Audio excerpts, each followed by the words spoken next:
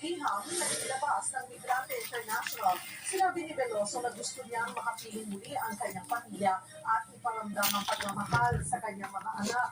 Hirap na rin daw ang kanyang mga magulang na bumabiyahe mula Nueva Ecija para lamang silang siya sa correctional institution. Di pa rin siyang nakakulong kahit wala raw siyang nagawang kasalanan sa ating bansa. Isang taon lang nakakulong sa correctional institution ay 15 taon siyang nakapipit sa Indonesia.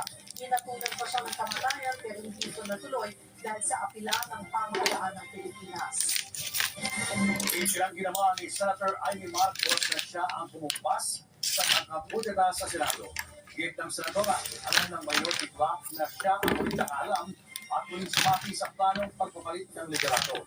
Umugong daw ang pagpalit ng liderato sa Senado na sa pangamba ng mga senador na nayayang ang kanilang institusyon na sa mga kaso at kontrobersyang hindi dapat senador ang managot. Launang sinabi ni Senate President Tito Soto na pagkakatanggal sa senadora bilang chairperson ng Committee on Foreign Relations ang isa sa nakikita niyang dahilan sa umugong na kudeta. Posible rin daw na nagugat ito sa draft report ng Blue Ribbon Committee kung saan kasama ang pinakasuhan ang ilang senador mula sa minorya.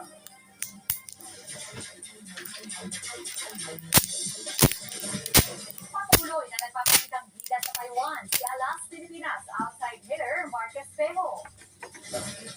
一米觉得很漂亮。收到了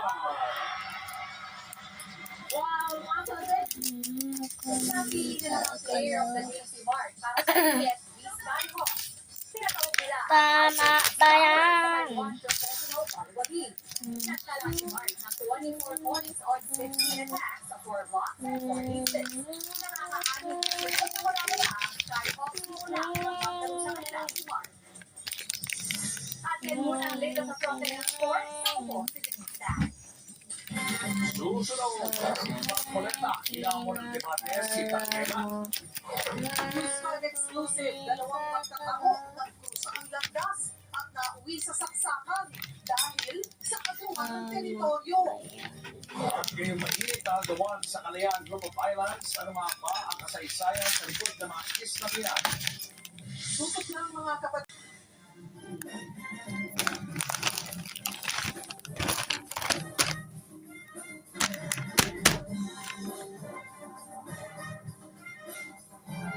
Gayod, compute hanggang sundot kahit Luis,